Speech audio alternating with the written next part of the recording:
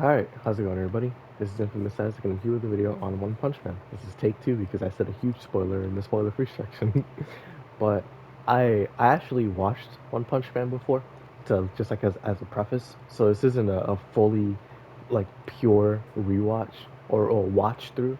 But I've only watched season one. I haven't watched season two, so once I go on to season two it's gonna be completely new stuff for me. So it's half blind basically. But I watched this show all the way back in like 2015, and it wasn't like I didn't remember what happened. I just didn't remember everything that happened. I remember the big important parts, and that kind of made it almost blind. But I still knew what was going to happen, so it's like, oh, it's it's whatever. But for my opinion on it, after 8 years of not having watched it, amazing show. Genuinely, season one is amazing. I'm talking like in the spoiler free section right now. Spoilers are coming soon, but season one, 9 out of 10, wholehearted 9 out of 10. The animation is amazing. The comedy was amazing. The fights were amazing. The story was good. It was serviceable, and I know it's going to get better because more characters that get introduced, the more the story's gonna get fleshed out, and it's just literally like this season is such a good introduction into One Punch Man because I know some of the stuff like going forward, and I knew what was going to happen in this season, but I didn't care. I loved watching this season. It was awesome. Like genuinely, I had so much fun watching this, and it just to me it proves that One Punch Man season one is one of the greatest seasons of all time. Like it is amazing, and I don't blame anybody for saying that this is their favorite show because it's good. Like it's genuinely that good. I don't blame anybody for saying that. The intro is iconic, and that might be from bias, but whether you like it or not, this intro is iconic. You can recognize it if you've seen anime. Like One Punch Man is just iconic in its own right. It sparked so much conversation in terms of like debating like, oh, is Goku stronger than One Punch Man? I can't say his name until the spoiler section. It's stuff like that, or just overall the manga and what's going on with there, which I don't know about. I just know that it's going crazy, but I don't know about it. And just all the characters, all the merch, all the talk about it, all the buzz. One Punch Man is popular. It's a prominent IP. A lot of people will know it, but not everybody. It's not like Dragon Ball popular, but a lot of people will know it, and that's amazing. It just goes to show how impactful One Punch Man season one really was, and how the manga just kept going. It was awesome, genuinely awesome. So I gotta give it a 9 out of 10. This season was amazing. It was peak fiction, and I only heard from Reaper that it's gonna get better. So I can't wait to see what season two has in store. But let me get into the spoiler section so I can just get that out of the way and finish this up quickly because it's not that much honestly.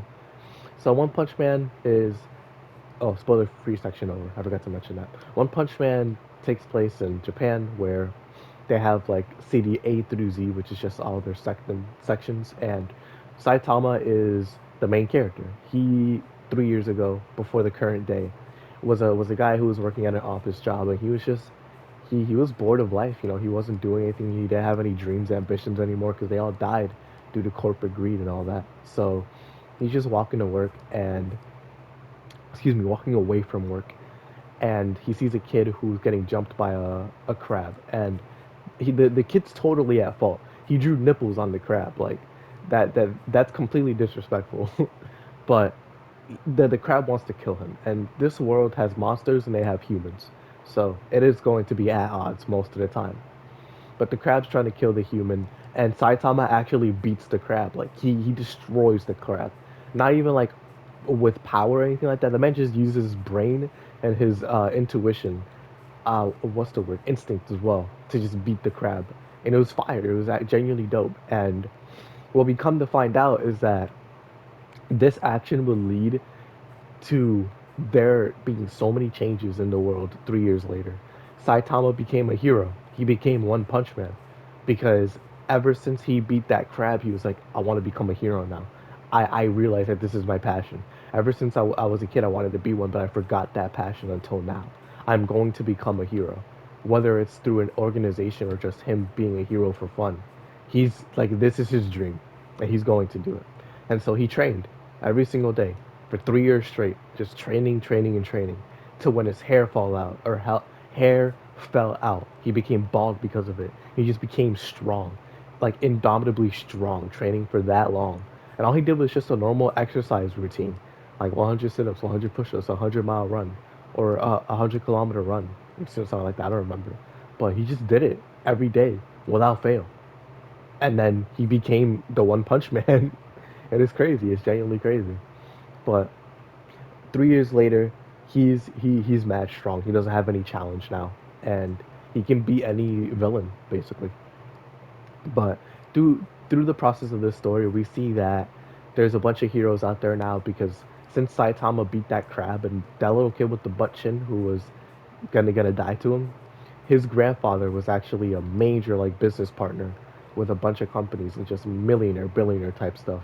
And he used the money that he had to fund the hero organization to stop incidents like what happened with his grandson from happening ever again.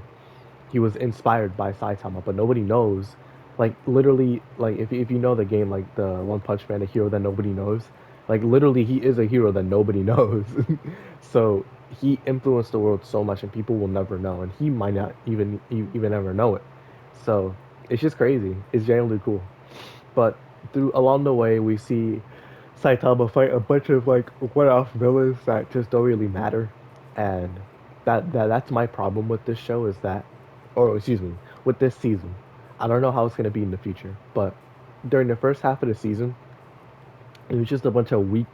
Well, excuse me. My problem isn't that they're weak because everybody compared to Saitama's weak. That's just literally how it's going to be. But I mean more in the sense of like weak in terms of writing, where they're just guys that are meant to be fodder. You know, they're not important main villains that show up until like the second half of the season. For the first half, it's just guys who aren't really like they don't have anything important to fight for. They're just boring villains, you know. What makes those fights cool is Saitama himself and the people who are fighting him or fighting them because they aren't as strong as Saitama, so they're going to have trouble fighting them. And that's the whole point of One Punch Man. He's the answer to beating these guys, while everybody else is meant to fight them, and we don't know if they're going to win because everybody looks weak compared to Saitama, like I said before. So fights can literally go any other way, and we see that throughout this entire season. But we just see a bunch of characters get introduced. Like Genos, he joins Saitama after seeing how he literally is the strongest person ever, and he wants to become his disciple. And yeah, he becomes his disciple. Now they live together, and Genos is a android, so he has like crazy power, but he can't really get stronger unless if his technology gets stronger.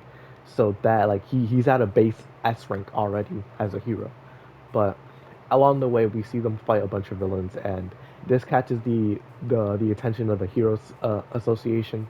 So they go and take the test, and Saitama places at a C rank while Genos places as an S rank, and it's like the joke of like, oh, but Saitama's stronger than him, but it is what it is.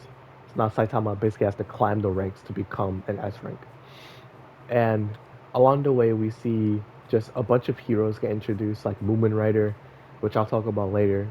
Bang, Silver Fang Bang, bro. So cool. Genuinely so cool. You have Tatsumaki. You have a My Mask. You have the prison guy, I forgot his name. You have the half naked guy, like dark skinned guy. I forgot his name too, but they're all crazy, and it's just cool seeing all the S ranks, how cool they all are. Because it reminds me of uh, My Hero Academia, how their hero system is different from One Punch Man's, and like so after seeing all these hero shows like Invincible and what's the word, The Boys, and just seeing how all these shows have different superhero like ranks, it's just cool.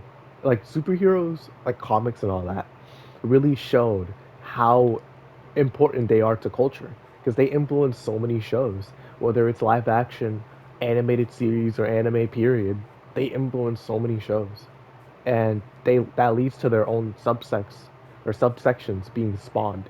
And it's super cool. Like I genuinely love that. It's awesome. Culture inspires culture, and it's awesome. Genuinely awesome. But yeah, Saitama and Genos are just doing their jobs now, being zeros, and Saitama's trying to work up to become, uh, an strike like I said before, but he has a bunch of haters, a bunch of doubters because people don't believe that he one shots people. They think that he's cheating. The only people that know that he isn't cheating is Moomin Rider and Genos and Bang. That's it. Those are the only people that really know for sure that he's not cheating. But along the way, like this is when the second half of the season comes along. You have people like Sea King and Boros show up. Sea King is the first one, and he's a crazy villain. Like he's actually mad strong. He's a merman from down beneath the sea, and he's trying to take over the world, basically because he's mad strong and he gets stronger in the ring, and nobody really can stop him right now. Like a bunch of S ranks shows up, like Genos and one of the prison guys, some A ranks, some C ranks, all that stuff. It isn't until Saitama shows up and claps him with one punch that things really get crazy. But Moomin Rider has one of my favorite moments in this where it actually made me cry. I ain't gonna lie. And it's just something that happens a bunch. But like he's literally getting beat up by the Sea King, and everybody's cheering him on like, "Yo, Moomin Rider, you got this. You're a hero. You're the champion." And he stands up and he's just like invigorated, ready to beef, bro. Like, and it was just so I don't even know how to describe it. It was hope. It was genuinely hope, and I'm tearing up just thinking about it again because moments like that always get me where the underdog is always on the back of the ropes, but people are still cheering for them. And stuff like that always just tugs at my heartstrings because stories like that are beautiful to me. And it just inspires hope. It shows that even if it's like something like Dragon Ball or anything like that, where you know who's going to win, no matter what, excuse me, I'm telling you, like I'm literally tearing up just thinking about it. No matter what, even if you know who's going to win, even if you know that the bad guy is going to lose, it's those moments of hope and hype where people are still cheering on for the main character, for the underdog, and they use that to reinvigorate their fight, and they actually start doing something. It's literally the inspiration to keep going, to keep fighting because you have people to fight for, and it's just like that always tugs on my heartstrings. Like moments like that, moments of inspiration, moments of hype, and moments of hope. I've talked about it before in a video on my channel, like about like just clutch moments like that where indomitable human spirit just takes over when there's no way you should win. And even if you don't win, at least you tried, right? And other people can take the mantle, can take over. Stuff like that is just always like it will always get me. And that's why Moomin Rider's thing here, like, because Reaper talked to me about it before, like how it doesn't matter if who's going to win and who's going to lose. What matters here is that I'm facing you right now. Like that moment genuinely hit me so hard. I started tearing up. And it was only like 2 minutes.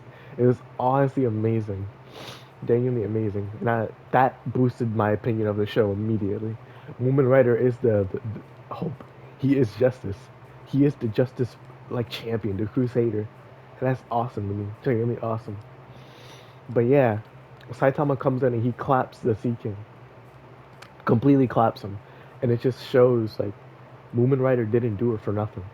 He showed up, Jano showed up, they both got clapped, but they did it for a purpose. They still risked their lives to save people. And that's what puts them apart from the other like a-hole heroes who just do it for profit or for popularity or for their own means, like Metal Knight or Amai Mask. Well, Amai Mask is more for justice, but just people like the tank top guys in the C rank and just stuff like that. It really shows courage, bravery, and that's what sets them apart from other heroes. Even though Moomin Rider can go up to B rank, he never does. I don't know why he never does, but he never does. He is number one in the C rank, and he will always be like that. And Saitama sees that wholeheartedly. Like that man is better than not like 90% of the heroes in this world because he has heart. Man, genuinely got me tearing up, bro. It was crazy. But next we have the final fight in the season, which is Boros versus Saitama, where amazing fight. Genuinely one of the best fights of the 2010s. It's awesome. It was so cool. But it's basically like Boros is a leader of a space pirate group that has conquered the universe, and they show up to Earth because he saw a prophecy where Saitama would be born, and he wants to fight him because he would be the strongest fighter ever. And so Boros is here to find him, and they're basically here to conquer Earth so they can find that guy. And all the S rank heroes, or at least the ones that bothered to show up, like the prison guy, the tank top guy, the master tank top guy, Atomic Samurai, I think is his name. Meta Knight didn't show up, and number one hero didn't show up. Number one hero, I doubt like he's a bad guy. I feel like he's going to show up at some point, and it's just cool. Like you have Tatsumaki, Bang, you have Genos. Saitama showed up because he was with Bang and Genos, so it was pretty cool. But overall, just like a bunch of S rank heroes showed up, and they were taking on this just invasion of Japan. This is a god level threat. It is like nobody else would have been able to beat him at all except for Saitama. So Saitama's in the ship. He's trying to find the boss while everybody else is handling everything outside. It's just crazy. It's mad cool. We see people show out, just really ball up for real. It's awesome, bro. But in the end, Saitama beats Boros in a crazy fight. I remember explicitly episode 12 being the best episode in the series so far because of Saitama being sent to the moon, bro. It just shows how cracked he really is. How he came back with the beef immediately. It was so fire, bro. Genuinely so fire. But yeah, awesome fight. Genuinely awesome fight. Animation was off the charts. Madhouse was insane for how good they animated it. But that's the end of season one. Saitama beats Boros. Tatsumaki's just in shock that he was in the ship and he was the one that beat the guy, and she just doesn't believe it. And then Genos is just like, leave before we clap you. And then she claps Genos, and then she's like, "All right, Saitama, you're next." But then Bang is just like, "Dog, do not test him, do not try him." And then we see a Mai Mask, and he's similar to Genos, where they both fight for justice, for peace. But a Mai Mask is lost. He's unguided. He doesn't have his own Saitama.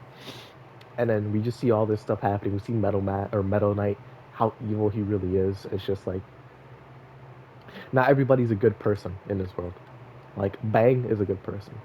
Atomic Samurai, good person. Uh, what was this dude's name? I forgot. But I think I'm mentioning the right guy, by the way. The number three hero, I think is his name. But anyways, yeah, that's the end of season one. We actually get mentioned of somebody really important. I thought that was really cool. Garo. Garo, I didn't know that he was a part of Bang's school. I didn't realize that, and I thought that was super cool. I thought that was so dope. So keep a lookout for him in season two. But anyways, yeah, that's basically it. I said all my stuff in the beginning of the episode. I think this season is great. Peak fiction, 9 out of 10. Amazing animation, amazing fights, amazing, well, good story, great characters, voice acting off the charts, awesome voice acting. Thought it was dope. Just overall, like MVP of this season is Saitama, no doubt, but runner up is Genos, and then third is Moomin Rider for sure. But MVP is definitely Saitama. Like that man carried. The world would not exist right now if it wasn't for him. But yeah, that's basically it. Thank you all for watching. I hope y'all enjoy. And I'll see you all in the next video, which hopefully might be One Punch Man season 2. Like that will be coming soon, so don't worry. But I'll see you all in the next video. Peace.